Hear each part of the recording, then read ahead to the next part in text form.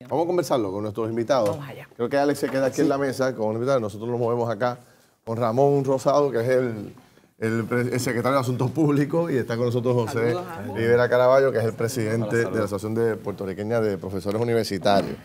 Bueno, ¿por dónde empezamos? Vamos a hablar un poquito de este tema. ¿Qué les pareció el comportamiento del estudiante? Por ahí, para dejarlo, para recogerlo donde lo dejamos. Esto yo creo que lo debemos ver en el contexto, ¿verdad? Es la actuación de un... ¿Del estudiante o del profesor? No sabemos. De un estudiante, de un profesor. Los líderes estudiantiles que estuvieron en Fortaleza se han comportado correctamente. Ciertamente reprochable, indignante. Ninguna actividad, ninguna acción justifica que una persona escupa a otra. Ponerlo en contexto, ¿verdad? Que es un estudiante, que obviamente los estudiantes no están haciendo esto, y exhortar al estudiantado a que repudie este tipo de acciones para que no se desvirtúe el mensaje que ellos quieran llevar. ¿Cómo lo ve usted, profesor? Sí, exactamente. Yo creo que esto es un incidente de los que tantos ocurren cuando se dan manifestaciones de este tipo. Yo creo que pues yo no me detendría mucho más allí. A mí me preocupa mucho más los recortes, el golpe tan duro que se le está dando a la Universidad de Puerto Rico, un golpe que nosotros hemos estimado que es mortal para el sistema UPR y para lo que representa la Universidad de Puerto Rico para este país. Déjame que Alex presente a nuestro otro invitado. Alex. Está aquí Brian Díaz, portavoz de la Coalición Universitaria por el Progreso. Bienvenido nuevamente. Gracias otra vez. Sobre este incidente con el estudiante, ¿verdad? Para recapitular sobre ese tema como portavoz estudiantil. Sí, yo creo que es bien lamentable, ¿no? Yo creo que aquí hay muchos estudiantes que están dando la lucha en los portones, independientemente, legítimamente o no, sea la correcta o no. Yo creo que esas acciones son las que, fíjate, las que no se pueden permitir, mano. Como yo decía en una de mis columnas, en uno de los rotativos hoy del país, si la Middle State no desacredita a la universidad, acciones como esas, la universidad se acredita ante el pueblo de Puerto Rico, mano. Y te pregunto, ¿los comités de disciplina están creados para estas manifestaciones? ¿Están trabajando? Con los comités de disciplina yo tengo entendido que se supone que mantengan una mediación, ¿no?, entre los que están detrás de los portones y de los que están afuera. Hasta yo no tengo conocimiento de qué acciones tomaron al respecto. Ayer se reunió el gobernador con el liderato estudiantil, y escuché el liderato estudiantil un poco molesto porque solamente fue media hora lo que le dieron a los estudiantes, y que en media hora no se pueden resolver los problemas de la Universidad de Puerto Rico. Y ciertamente, tampoco en un día, en 2 días, no es que fue media hora, fueron 45 minutos, pero independientemente hayan sido 45, 1 hora, 2 horas, lo importante es que por la mañana pidieron una apertura de diálogo con el gobernador, y ese mismo día el gobernador limpió su agenda para sacar un espacio para recibirlo. Y se recibió y fue productiva. Los estudiantes presentaron cerca de 7 medidas que requieren legislación, que le llegaría recursos adicionales a lo que el gobernador identificó a la Universidad de Puerto Rico, precisamente para reducir el impacto de los 450 millones. Y el gobernador les dijo que lo iba a analizar, y que si las medidas recaudaban dinero suficiente para que sea un impacto bueno en la Universidad de Puerto Rico, que las iba a estar promoviendo. Así que en ese sentido, de ayer se sacó mucho, por lo menos de parte de nosotros, en lo que nos corresponde como administración. Y una pregunta, porque aquí ha habido ponentes que plantean que ya la cifra de 450 millones de dólares que le estableció el gobernador según la Junta está certificada. Alterar ese recorte, ¿qué podía proveer para que se recorte y se lleve a 221, como el gobernador dijo después a la prensa? Yolanda, lo que dijo el director ejecutivo de la Junta fue que lo establecieron ellos. Lo dijo en radio abiertamente, y el gobernador lo... ¿Y cuál es la cifra certificada para la universidad? Es para saber. Es 450 millones al 2021, lo que la Junta nos puso como parámetros, pero el próximo año fiscal va aumentándose. Ya eso, 450 millones, 450 que van a dejar de recibir directamente el subsidio del Fondo General. Eso no implica que va a ser un recorte de la universidad por 450 millones, porque si llegamos recursos por otros lados, esa cifra va a reducir sustancialmente. Ya el gobernador identificó 200 millones de dólares. Al 2021, esos 450 van a ser 250. Yo entiendo, pero la universidad vive esperando también que el gobierno también le pague. Las agencias todavía no le pagan muchas deudas viejas. El mismo centro, el mismo Ciencias Médicas, diferentes sectores de la universidad están esperando, y ese dinero también se lo deben al gobierno. Es como un tranque. Si el gobierno no tiene para pagar ahora mismo, ¿cómo va a tener para pagar cuando siga recortando? Una preocupación legítima, que ciertamente tiene que haber una prioridad de pago, y parte de lo que está pasando con el plan fiscal es que ya no podemos coger prestados. Así que lo que se gasta es lo que se ingresa, y por eso es que la reducción, para poder pagar todos los compromisos. Y nuevamente, esa es nuestra gran preocupación. Aquí hay unos números que son alarmantes, ¿no?, y que han sido traídos sobre la mesa por economistas de tanto prestigio como el compañero Argeo Quiñones, que a partir de un estudio de los estados financieros de la Universidad de Puerto Rico, pues avanza unas cifras que son espeluznantes, ¿no? Entre 2004 y el 2015 son más de 1.600 millones de dólares por cuentas, ¿verdad?, de cuentas por cobrar de dinero que no llega a la Universidad de Puerto Rico. Solamente en el 2015, según los estados financieros, se condonó el 70% de la deuda. Son más de 200 millones de dólares que la universidad dio, ¿verdad?, por perdidos. La mayoría de este dinero es por servicios prestados al gobierno, servicios en el área de salud, en tutorías. O sea, porque la universidad, yo en eso estoy en completo desacuerdo con Brian, ¿verdad?, a quien saludo, hemos compartido en otros foros, pero ahí me sorprendería mucho que una acción tan insignificante con respecto a lo que está ocurriendo pueda alterar la imagen que tiene la Universidad de Puerto Rico en este país de algo tan importante, porque la Universidad de Puerto Rico, según el estudio de Alameda y González que se publicó en verano pasado, son cientos de miles de personas que solamente en servicios de salud, incluyendo personas de la Reforma, que no son recibidos en las oficinas de médicos privados, pero cuyos servicios, a pesar de que no son pagados por el gobierno, no se les niegan y en una nuestra pregunta, institución.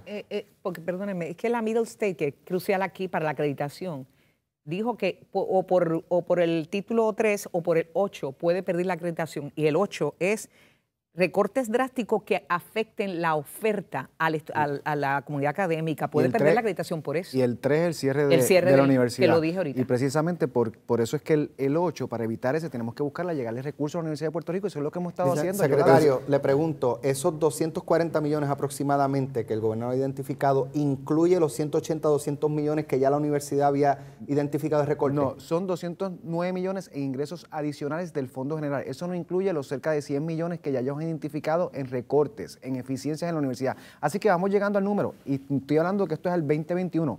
Tenemos que sentarnos, se nos lleva en la universidad, y ese es el gran reto que tenemos. 4 años. ¿Ah? 4 años en 4 años para hacer la reestructuración. Brian, las propuestas de los estudiantes, ¿cuánto han identificado que puedan llegar a los ingresos de la universidad? Específicamente, en nuestra coalición tiene una propuesta, un proyecto de ley que se llama la Ley para la Autosustentabilidad de la UPR. ¿Qué pretendemos con esto? Sencillo, se divide en 3 flancos principalmente. La creación de una oficina de desarrollo económico, ya sea con un profesor y un estudiante y alguien de la comunidad, y lo que es que cada recinto, 11-11, cada recinto va a crear su propia propuesta en un documento, o sea, esbozando 11 propuestas, 11 recintos. ¿Qué queremos con esto? Crear un documento matriz que todo el sistema identifique las ideas, propuestas y áreas de limitaciones en un solo documento. ¿Qué pasa? Al ser proyecto de ley, tiene fuerza, tiene peso jurídico. Entonces, pues nosotros queremos limitar o determinar que esas limitaciones burocráticas se lleven a cabo. Aquí hay muchos estudiantes inteligentísimos, profesores que tienen ideas concretas. ¿Qué pasa? Sus proyectos se engavetan. ¿Por qué? Porque la misma obstrucción burocrática se los limita. Entonces, al ser proyecto de ley, al tener el peso de ley, nosotros, el gobierno le daría la herramienta para que expeditamente... Pero tienen un número, eso da 30, 40, 50, 100 millones aproximadamente. Mira, la relación del Estado con la universidad ahora mismo es 90-10. 90% de los ingresos, cerca del 90% de los ingresos vienen del Fondo General, y solamente poco más de 10% viene de lo que la misma universidad produce. Déjame hacer una intervención aquí. O sea, ¿cómo es que ustedes pretenden solucionar esto? ¿Es pidiéndole al Estado que resuelva el problema, ya sea junta, echa hacia atrás tu propuesta y déjanos en los 220 o los 300 millones de dólares, o yo, universidad, identifico los recursos, como plantea Brian aquí, y completo con el dinero que hace falta y solucionar el problema? ¿Cómo es que se va a resolver este asunto aquí?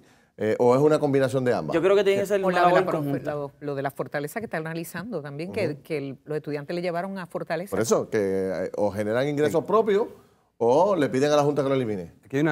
Obviamente aquí hay varios elementos que se tienen que sumar a una posible solución. Claro, nosotros defendemos que la educación pública es pública y tiene que ser financiada por el Estado, porque por aquí se ha creado una especie de mito que si el Estado sigue siendo la tarjeta de salud, una universidad pública, pero que se financie de manera privada, pero entonces ya no es pública, es privada. O la privatizamos o la mantenemos pública. Nosotros entendemos que la universidad pública es esencial, porque una universidad pública autónoma de los intereses partidistas que tanto daño le han hecho durante años, que es lo que justifica la deuda enorme que tenemos, que ha funcionado como una agencia, ¿verdad? Que basta una llamada, como decía alguien por ahí, para que no se pagara una deuda.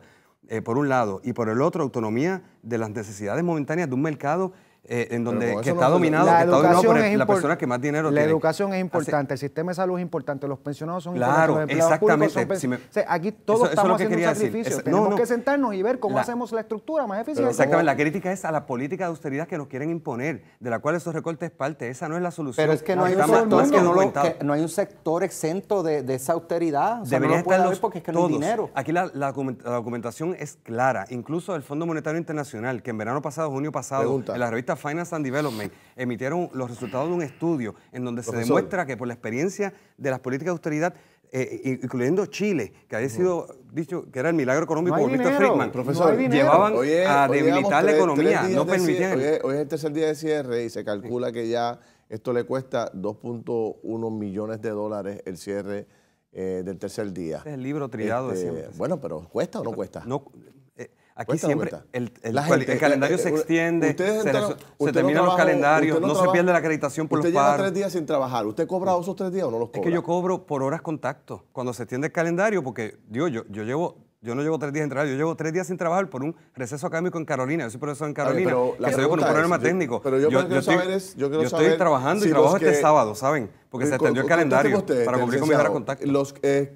Los empleados de la Universidad de Puerto Rico están cobrando, ¿sí o no? La presidenta interina ha dicho que sí, que por convenios y eso, mientras haya una huelga, están cobrando y es cerca de $800,000 diarios. Es más lo que vamos a perder. Yo tengo una pregunta, porque obviamente departamentalizamos la universidad, pero los estudiantes son hijos de gente clase media, clase alta, clase baja, gente que la reforma contributiva también los afecta, entonces que a la misma vez la retasación de sus propiedades aumenta, que aumenta las licencias, que aumenta los seguros, que aumenta las multas.